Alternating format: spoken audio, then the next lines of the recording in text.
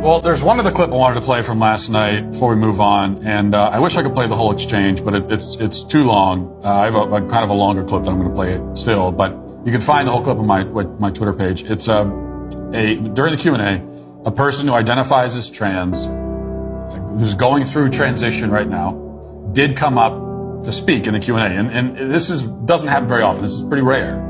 I mean, I do these Q&As and anyone can come speak, and I'm always encouraging people who don't agree with me to come speak, and very rarely do they take me up on it. They'd rather go stay outside where they have their numbers and they can shout into megaphones and hold their signs and all of that. This was someone who actually came and spoke and stood up there, and I appreciate that. It takes courage, it takes guts to do that. From his perspective, this is like walking into the lion's den. This is behind enemy's territory. We're not his enemies. But that's how he would see it. And so it takes guts to do this. So I thought this was an important conversation. I wanted to share a piece of it with you. Here it is.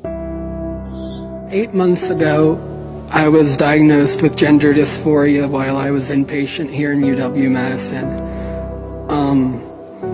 I looked into the research and talked to doctors, and through my journey, I decided to explore medically transitioning.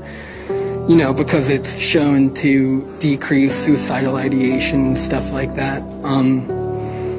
And since then, although I've had to deal with other issues such as transphobia and sexual assault, I've been more happier overall than I ever was before.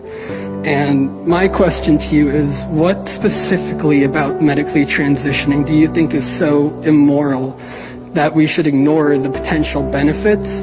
And why should I listen to you as somebody who's not a medical professional and has not experienced gender dysphoria? There's a dishonesty behind it. Dishonesty in the false promises that they make, which is that you can attain this image of maleness or femaleness, but that you can actually become, in some ways, the opposite gender or sex, whatever words you want to use, which is a lie. It's not true. You never can. And I have a horrible Adam's apple. My voice sounds like this. I still love myself. And there has always been money in making people happy, like wearing nice clothes or good food. It does cost a lot of money. That's why I can't get surgeries that would make me a lot happier. But the point of medicine is not supposed to be to make you happy in the moment. That's not the objective of medicine. The objective of medicine is your overall wellness. It's about treating what is actually wrong. That's medicine. And so if you are struggling to accept who you were born as, what your actual biological identity is, I have all the compassion in the world for that. I mean, I can't imagine having that disconnect in my head. It has to be a source of immense despair. But what I hate is the medical professionals who, instead of helping you with that, and instead of helping you to accept who you really are and find joy and fulfillment in it, they're trying to make a quick buck. And they're selling you false promises. And they're telling you that this stuff is based on long-term studies. And they're lying to you because it's not. There have never been any reliable long-term studies on almost all of this stuff, because the fact is the medical industry only started doing this at such a large scale recently, so they couldn't have the data. They're pretending that they do. They're lying. And that's what I hate. That's the immorality.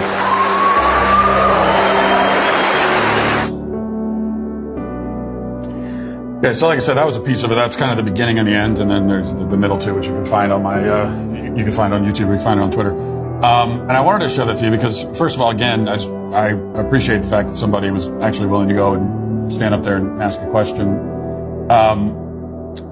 And also, I want to show that it's we have this idea that when you're talking to someone who actually is trans or actually identifies that way and is going through the whole process, that it's like we have to choose between being compassionate or being truthful. Those are two separate paths. Those are two different choices. That's the way it's presented. That's not the case. I think you can be compassionate and also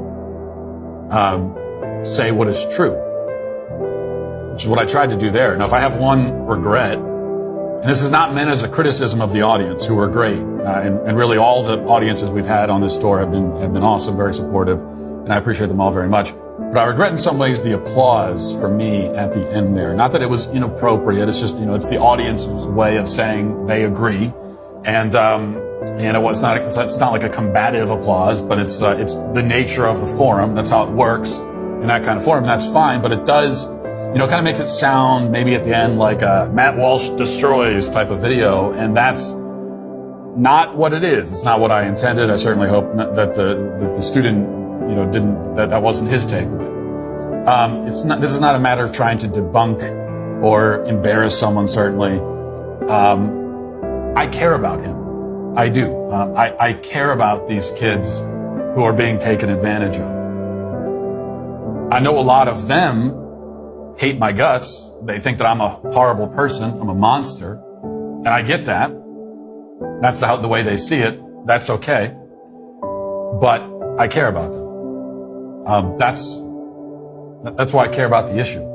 Is people like that who are dealing with something real, but it's internal. It's something in his mind, something real.